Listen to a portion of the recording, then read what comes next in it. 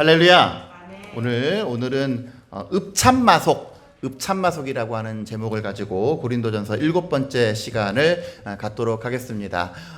고린도 교회는 많은 문제를 안고 있는 고린도에 있는 교회이기 때문에 필연적으로 도시의 문제가 곧 교회의 문제라고 말씀을 드렸습니다. 그래서 우리가 1장부터 4장까지 다루었던 그 문제는 뭐죠?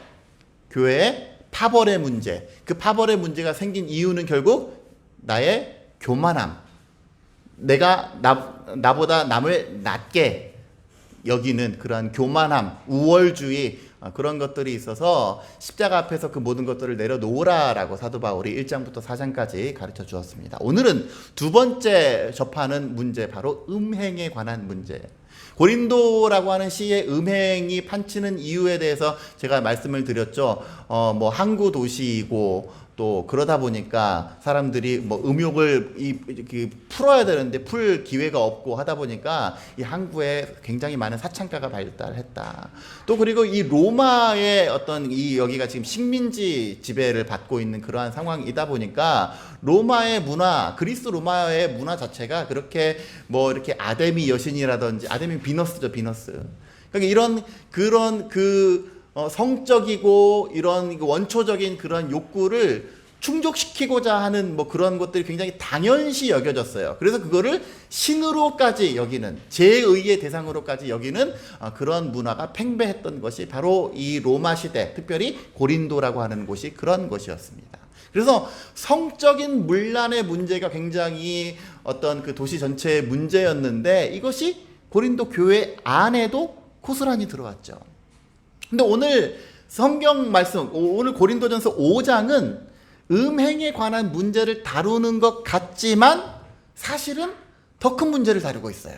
어떤 건지 5장을 통해서 한번 보도록 하겠습니다. 너희 중에 심지어 음행이 있다 함을 내가 들었어. 소문으로 너희 중에 음행을 한다, 성적인 일탈을 하는데 그런 음행은 이방인 중에서도 없는 것이라.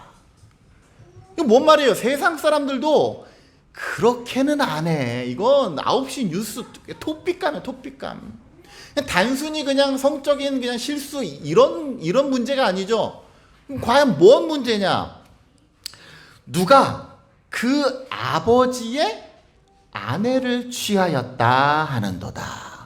여러분 지금 족보가 꼬였어요. 아버지의 아내면 김혜숙 권사님 뭐겠습니까? 아버지의 아내. 내 입장에서 아버지의 아내요. 그럼 누구예요? 엄마지, 엄마. 예? 그 엄마를 데리고 산대요. 데리고 산다라는 건 뭐 그냥 같은 집에 그냥 있다는 그런 의미가 아니죠. 성적인 대상으로 데리고 산다라는 거예요. 이게 뭔 의미예요, 이게? 무슨 일이에요? 여기서 말하는 이 아버지의 여자는 계모, 소위 말해서 계모를 의미합니다. 그러니까 아버지의 아내를 취하였다. 이것은 사실 지금 고린도라고 하는 도시가 문란한 건 사실이지만 그 사람들도 이런 것까지는 잘 안 해. 심지어 이렇게는 잘 안 하는데 이 문제가 교회 안에 발생한 거예요. 이 교회 안에 발생한 거. 그러니까 사도 바울은 지금 이 문제가 교회 안에서 발생했는데 이 교회 안에 발생한 문제를 대하는 교회의 방식을 질타하는 거예요. 단순히 이 교회 안에 이 성적인 문제가 생겼다 이걸로 끝나는 것이 아니라 이 교회 안에 이러한 문제가 발생했는데 고린도 교회 공동체는 과연 이 문제를 놓고 어떠한 대처를 하고 있느냐. 이것이 지금 5장의 본질입니다. 2절 보세요. 그리하고도 너희가 오히려 교만하여져서 어찌 이것을 통한히 여기지 아니하고, 이 문제에 대해서 문제의식을 갖지 아니하고 그 일 행한 자를 너희 중에서 쫓아내지 아니하느냐. 기독교는 사랑의 종교고 용서의 종교고 감싸주어야 하고, 그럼에도 불구하고 사도 바울은 오늘 강한 오조를 가지고 지금까지 묻 십자가의 도가 멸망하는 자들에게는 미련한 것이고 구원을 베푸는 우리들 이렇게 안 해요. 5장에서는 굉장히 강한 오조로 왜 쫓아내지 아니하느냐. 오늘 여러분 성경을 마지막으로 읽었는데 6장 13절에 아멘 하기 이전에 우리가 마지막 단어가 뭡니까? 쫓아내라, 쫓아내라. 굉장히 강한 어조를 가지고 고린도 교회에 대해서 매우 신랄한 질책을 하는 것을 보게 됩니다. 사실 질책을 받아야 될 대상은 누구예요? 그 성적인 문란함을 행했던 사람을 질책해야 되는데 그건 뭐 당연한 거고, 그 문제에 대해서 왜 고린도 교회는 침묵하는가? 왜 그들을 오히려 감싸주는가에 대해서 오늘 다루고 있는 거예요. 3절, 내가 실로 몸으로는 떠나 있으나 영으로는 내가 늘 함께 있어. 지금 5장 9절 보세요. 내가 너에게 편지를 썼었다 이전에. 그러니까 지금 사도 바울은 떠나 있으면서도 항상 이들이랑 연계성을 가지고 있었던 거예요. 지금 고린도전서를 쓴 이 장소는 3차 전도 여행 중에 에베소라고 하는 곳에서 지금 이 고린도전서를 썼습니다. 이 편지를 쓰기 이전에도 몇 번 서신이 오고 갔던 모양이죠. 그러니까 사도 바울은 항상 몸은 떨어져 있지만 언제나 성도들 잘하고 있는가, 어려움은 없는가, 영적인 문제는 없는가 항상 고민을 하고 있었기 때문에 사도 바울은 뭐라 그러세요? 몸으로는 떠나 있으나 영으로는 함께 있어서 마치 내가 거기 있는 것 같이 내가 이 일의 핵심을 보고 나는 이거를 이미 판단해버렸어. 판단해버렸다라고 하는 건 뭐예요? 결론을 내렸다는 거죠. 결론을 내렸다. 조치를 취하였다. 나는 4절 주 예수의 이름으로 너희가 내 영과 함께 모여서 우리 주 예수의 능력으로 이런 자를 사탄에게 내주어 버렸어. 이런 자를 사탄에게 내주었어. 이는 육신은 멸하고 영은 주 예수의 날에 구원을 받게 하기 위해서 이런 자를 쫓아야 된다. 축출해야 된다. 교회에서 제거해야 된다라고 사도 바울은 매우 강한 어조로 이야기를 합니다. 여러분, 만약에 우리 교회에서 무언가의 실책을 안고 무언가 문제가 발생한 성도가 있을 때에 과연 교회는 어떻게 해줘야 될까요? 사랑으로 감싸줘야 되죠. 당연하죠. 예? 그 사람이 다시 일어설 때까지 다시 세워줘야죠. 그런데 만약에 예를 들어서 그 사람이 예를 들어 신천지다. 신천지가 우리 교회에 왔다. 우리 교회에 와서 자꾸 사람들한테 긁어대요. 그러면 어떻게 해야 됩니까? 어떻게 해야 돼요? 이건 좀 약간 의견이 갈리죠. 그 사람도 다시금 하나님의 사람이 되도록 뭐 이렇게 해야 돼요. 맞아요? 아니면 과감하게 쫓아내야 돼요. 뭘 해야 돼요? 성경적인 가르침은 쫓아내라.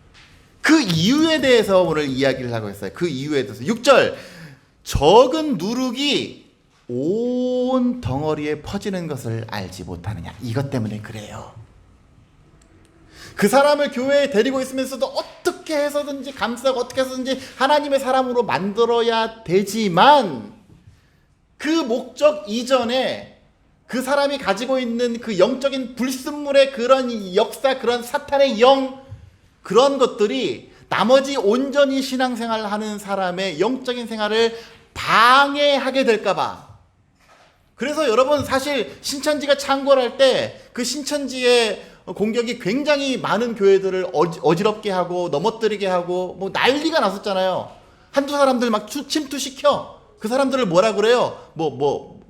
뭐라 그러죠? 뭐 추수꾼들? 뭐 그런 사람들 다 해가지고 막 속회 단위로 무너지고 막 교회 막 난리가.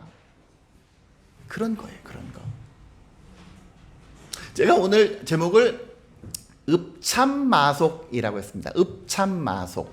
여기 뭐 선생님들도 많고 박사님들도 많고 보니까 거의 다 가르치시는 분들의 다 뭐 그러신데 다 삼국지들 다 읽어보셨을 거라고 생각을 하고 제가 말씀을 드리겠습니다.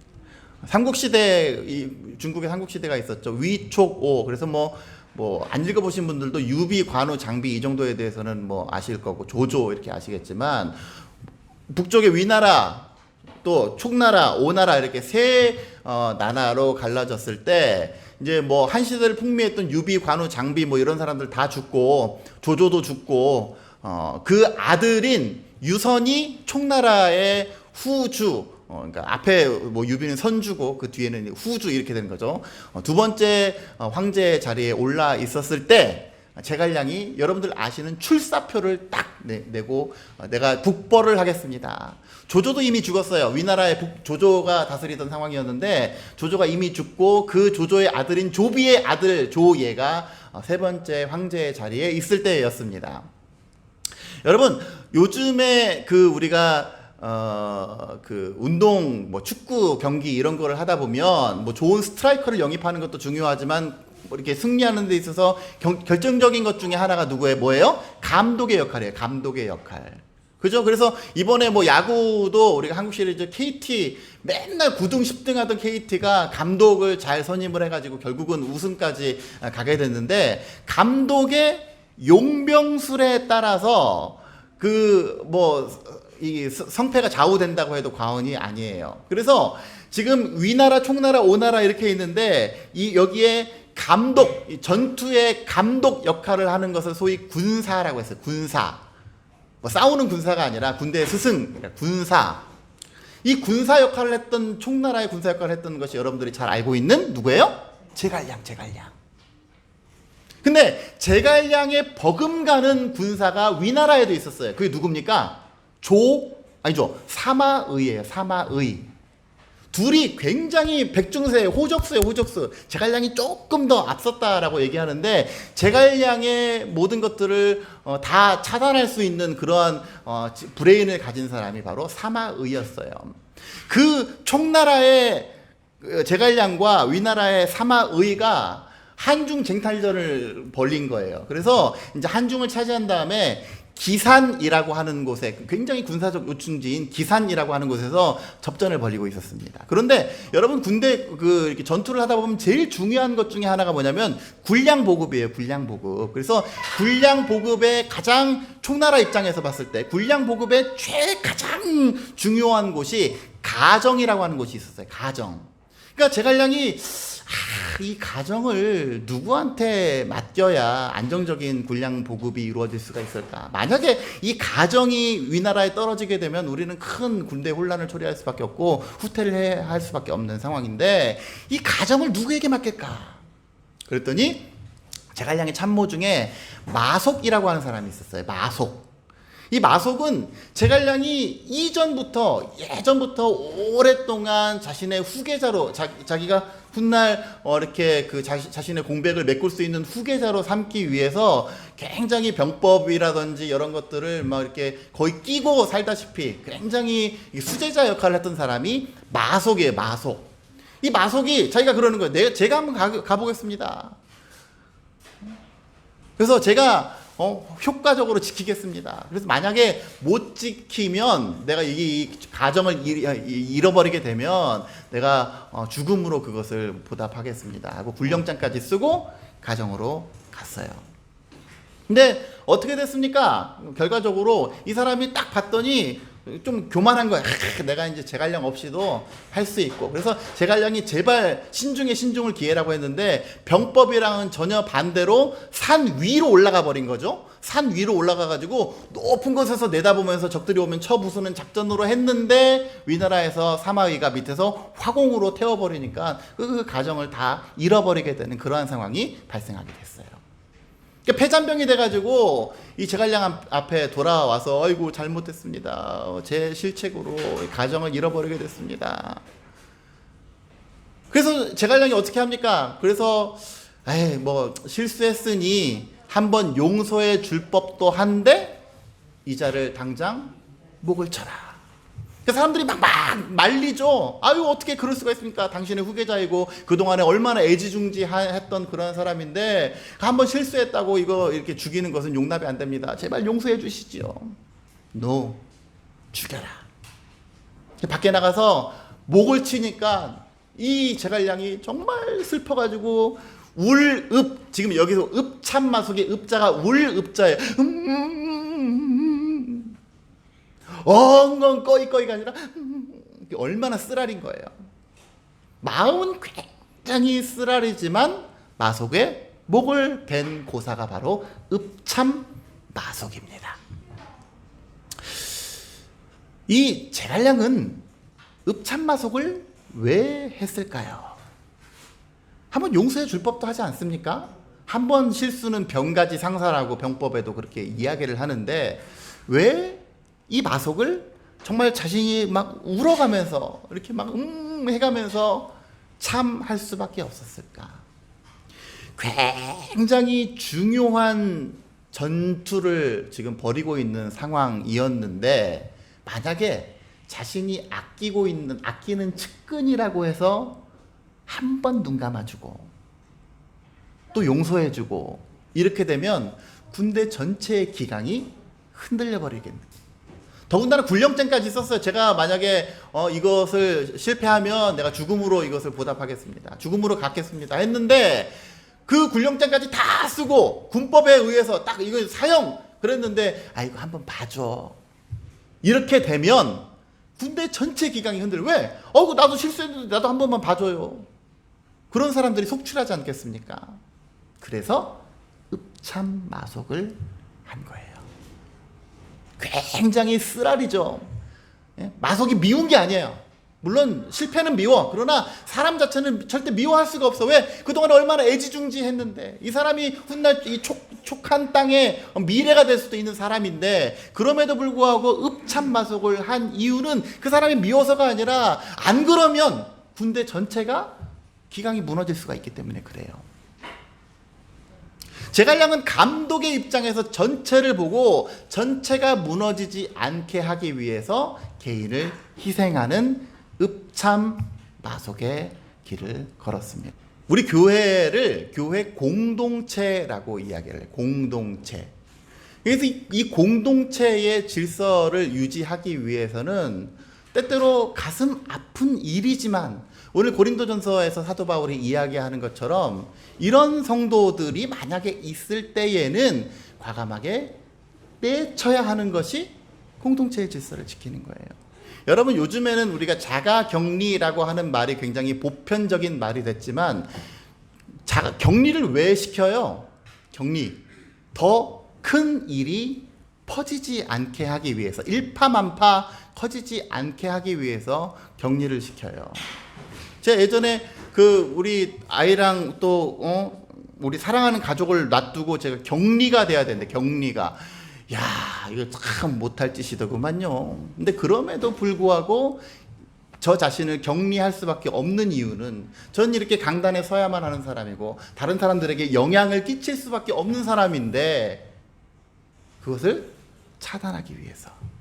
그래서 격리를 하는 거예요. 고린도전서에서 사도 바울이 교회를 향해서 질책하는 이유는 어째서 그럼에도 불구하고 너희들은 격리하지 않고 그 상태를 그대로 그냥 감싸고 들려고 그냥 아무 일 없던 것처럼 그렇게 하려느냐. 예전에 있었던 교회에서 한 권사님이 이렇게 금전적인 문제를 가지고 자꾸 문제를 일으켰던 적이 있어요. 빚지고 돈 빌리고. 사실 그 권사님을 보면서 안타까운 마음이 그럼에도 불구하고 감싸줘야지, 교회에서 감싸줘야지. 또 안 돼요. 왜? 제2, 제3, 제4 계속해서 문제가 발생하는 거예요. 오늘 성경 한번 보세요. 8절. 이러므로 우리가 명절을 지키되 묵은 누룩으로 말고 악하고 악의에 찬 누룩으로도 말고 누룩이 없이 오직 뭘로 하자? 순전함과 진실함의 떡으로 하자. 읍참마속의 궁극적인 목적은 바로 이 순전함을 유지하게 하기 위해서. 적은 누룩이 6절 적은 누룩이 온 덩어리에 퍼지는 것을 알지 못하느냐. 순전함을 유지하게 하기 위해서 읍참마속을 해. 자, 그럼 무슨 말이야? 지금 9절 이하에는 뭐라 그래? 이전에 편지를 썼는데 음행하는 자들을 사귀지 말라 이렇게 얘기를 했단 말이에요. 그런데 그 음행하는 자들을 사귀지 말라고 했던 본 의미는 니네가 세상 속에서 사회생활 하면서 음행하는 자들 돈무지 사귀 이런 얘기가 아니야. 왜? 세상에서는 그런 사람들을 수두룩 빽빽인데 만약 그런 사람들이랑 다 척지고 살 거면 뭐라 그래요? 세상 밖으로 산으로나 가야지. 그런 의미가 아니라 11절이 굉장히 중요해요. 11절. 이제 내가 너희에게 쓴 것은 만일 어떤 형제라 일컫는 자가 음행, 탐욕, 우상숭배, 모욕, 술 취하고 속여빼 이런 일을 행한다면 이 사람이랑 사귀지 말아라. 여러분, 어떤 형제라 일컫는 자가 의미하는 바가 뭔지 아십니까? 우리 공동번역에 보면 교인이라고 하면서도 라고 번역이 되어 있어요. 그러니까 여러분, 이 말이 지금 얼마나 무서운 말이에요. 나는 교인이요. 나는 어디 교회 다녀요. 막 차에도 막 십자가도 있고 말이죠. 예? 귀걸이도 십자가. 나는 뭐 교인이요. 그런데 그 행동이 어떻다? 음행, 탐욕, 우상숭배, 모욕하고 막 술 취하고, 예? 속여 빼앗고 그런 사람들. 네 교회 안에서 버젓이 내가 집사요, 내가 권사요. 그러는데 행동이 그래. 그럼 그게 뭔 교인이에요? 그것을 바라보는 세상이 바라보는 관점은 뭐예요? 교인이 뭐해? 지금도 이번에 보세요. 목사면 뭐해? 입에서 거짓말이 나오는데 이렇게 되지 않습니까? 그럼 결국 어떻게 되는 거예요? 그리스도의 이름이 욕을 먹는 거예요. 그리스도의 이름이. 여러분, 고린도전서를 관통하는 신학적인 주제가 있다고 한다면 교회는, 그리고 성도는 그리스도의 이름을 빛내기 위해서 살아가는 겁니다. 그래서 여러분 1장부터 4장까지 했던 얘기가 뭐예요? 결국은 지난주에도 우리가 뭔가 불편을 감수하고 희생하고 누가 나를 핍박하더라도 참고 했던 이유가 뭐예요? 그리스도의 이름을 위하여 아니었어요. 그리스도의 이름을 위하여. 마찬가지예요. 이것도 교회가 아프지만 그 잘라내야만 하는 이유는 그리스도의 이름 때문에 그래요. 이것이 고린도전서를 관통하는 신학적인 사상이 그리스도를 위하여 해야 할 것과 하지 말아야 될 것, 아프지만 해야 할 것과 그럼에도 불구하고 하지 말아야 될 것들, 이런 것들을 얘기하는 것이 고린도전서입니다. 여러분들 가운데 내가 교인이라고 일컬어짐 받으면서 내가 스스로 교인이라고 하면서도 이런 거 하고 있습니까? 음행, 탐욕, 우상숭배, 모욕, 술 취하거나 속여 빼앗거나. 성경은 뭐라 그래요? 과감하게 하지 마. 왜 우리가 주변 사람들과 만나다 보면 그렇지 않습니까? 어느 교회 다녀요? 그러는데 그 사람들 행동하는 거 보면 교회 안 다니는 사람보다 더 못하다. 그러면 그 사람이 욕먹는 게 아니라 그 사람이 속한 교회, 나아가 예수 그리스도가 욕먹는 거예요. 이것이 교회를 향한 사도 바울의 명령이었습니다. 공동체의 순전함을 유지하기 위해서 이런 사람들은 내쫓으라. 그러면 여러분, 그런 사람들을 내쫓게 됐을 때 그 사람들을 미워서 그 사람들을 저주하기 위한 그런 마음인가? 그건 아니라는 거예요. 보세요. 5절 보세요. 이런 자를 사탄에게 내주었을 때 뭐한다? 육신은 멸하고 영은 주 예수의 날에 구원받게 하려 함이라. 여러분, 이 5절의 구절은 사실 굉장히 어려워요. 저로서도 참 난해한 구절. 이거 뭔 뜻이요? 그래서 막 한 주석을 한 대여섯 개 본 것 같아요. 근데 명확한 답을 주지는 않아요. 그럼에도 불구하고 하나의 공통된 어떤 의견이 있다고 한다면 뭐냐면, 사탄에게 내주었다라고 하는 것은 세상 밖으로 쫓았다, 그런 얘기죠. 교회라고 하는 울타리를 밖으로 쫓았을 때에 이 사람이 육신적으로는 피폐하게 됐어. 육신적으로는 세상 가운데 물들고 찌들고 그래서 멸망의 길을 걸어가고 있어.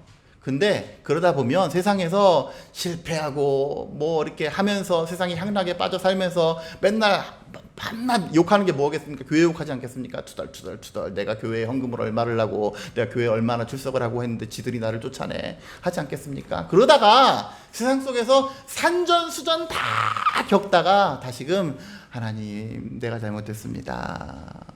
하나님 내가 잘못했습니다. 라고 하는 회개의 기회를 세상에서 고생하다가 얻게 될 것이다 라고 하는 그런 의미로 다들 해석을 하고, 저도 내용을 보니까 그게 가장 맞는 해석인 것 같아요. 본질적으로 그 사람이 세상 속에서 방황하다가 죽어버려라 그런 의미가 아니라 그 사람도 아껴. 그런데 방법은 어쨌든 축출하는 거야. 왜? 세상 속에서 산전수전 다 겪다가 다시금 주님 품으로 돌아와. 그런 의미. 그러나 여기에서 더 큰 비중을 두는 것은 역시 교회 전체입니다. 뭘 유지하라? 순전함과 진실함을 유지하라. 결국 교회가 교회다워지기 위해서는 순전함이 있어야 돼요. 한두 사람의 실책, 그 한두 사람의 실책이 교회 전체가 되는 거예요. 여러분 보세요. 지금 매스컴에 올랐지 않습니까? 응? 마치 그 교회 전체가 막 400명 모이는 그런 교회가 마치 뭐 무슨 사탄의 소굴인 양 그렇게들 떠들어대는 거예요. 왜? 뭐 그렇게 하라고 누가 시켰어? 아니요. 그게 인지상정이에요. 교회 전체가 욕을 먹어요. 아주 댓글 보면 가관이에요. 예? 보기 싫은데 또 보게 돼. 또 사람들이 뭐라 그러나. 그게 교회를 향한 이 세상의 인심이에요. 선한 일 하면 그 선한 일로 칭찬하지 않아요. 좀만 트집이 생기면 그 트집 가지고 마치 이게 교회 전체가 다 그런 양 그렇게 얘기를 하는 거예요. 그러니까 할 수 있으면 순전함과 진실함. 개인적으로도 마찬가지. 11절 보세요. 교인이라고 하면서도 성도라 일컬음 받으면서도 이러 아니에요.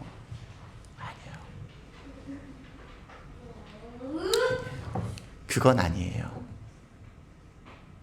여러분, 예수님께서 산상설교를 통해서 뭐라고 얘기했느냐 한번 찾아보세요. 마태복음 신약 6페이지 마태복음 5장 27절 이하 보세요. 또 간음하지 말라 하였다는 것을 너희가 들었으나 나는 너희에게 이르노니 음욕을 품고 여자를 보는 자마다 마음에 이미 간음하였느니라.